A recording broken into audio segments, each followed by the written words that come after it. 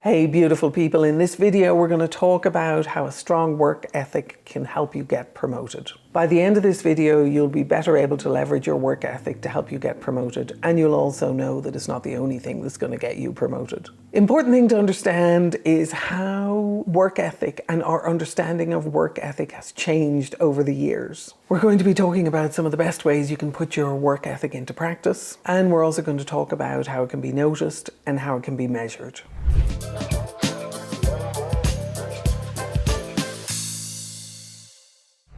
The concept of work ethic is changing quite dramatically and has changed in the last 5 to 10 years. We've moved away from simply showing up at work, clocking in the hours, doing the time, and appearing to be busy a lot.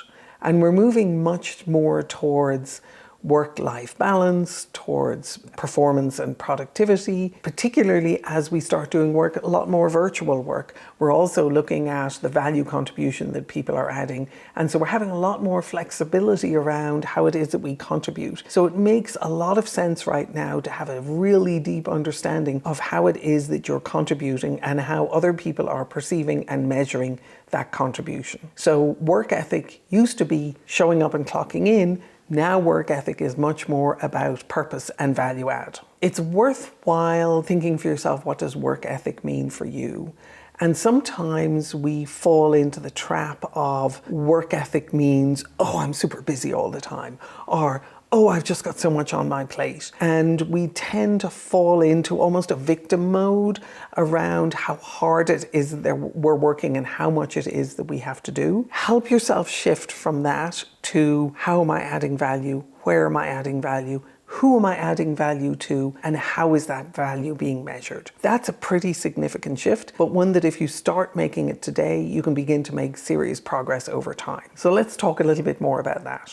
If you look up what work ethic means online, it means that people are intrinsically virtuous and that they are putting in extra effort. And that virtuosity and effort are worthy of reward. So what does it mean to be intrinsically virtuous? I'm not even sure what that means. What could that possibly mean for you? For me, what it means is that I am contributing, that I am adding value, that I am easy to work with, that I am effectively delivering for and with other people. I don't know if there's anything particularly intrinsically virtuous about that, but my work ethic extends much more towards the value that I'm contributing than towards whether or not I'm being seen to be busy. I had someone on my team once who was always huffing and puffing and complaining about how overwhelmed and overworked that they were. And I had a conversation with them around whether or not they thought I was measuring them based on how busy they were. And they hummed and hawed for a little while, and then eventually they said, but I'm working really hard. And my response to them was, and do you know how and where you're adding value? Do you know how I'm measuring you? Do you understand the metrics that you're impacting? And the answer was they really didn't. They believed that they were going to work and to be seen to be working hard. So we worked on a program with them for a while to help them shift away from this notion of huffing and puffing and busyness to the idea of being able to understand how exactly they were being measured. In this particular instance, their cycle time for delivering to customers was absolutely critically important.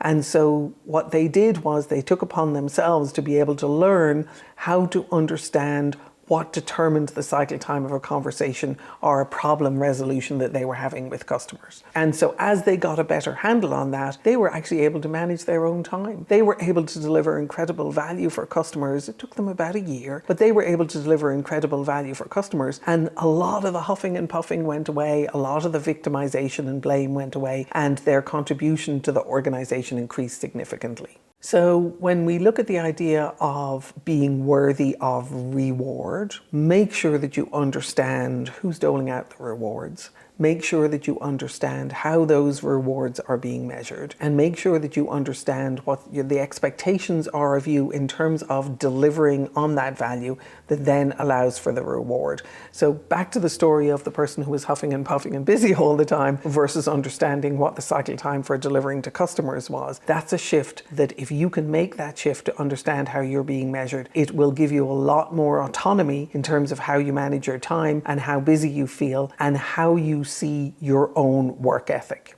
Look at the promotion readiness assessment and, again, being brutally honest with yourself, and see whether or not you can identify what is the difference between you huffing and puffing and being busy and working hard and you contributing value.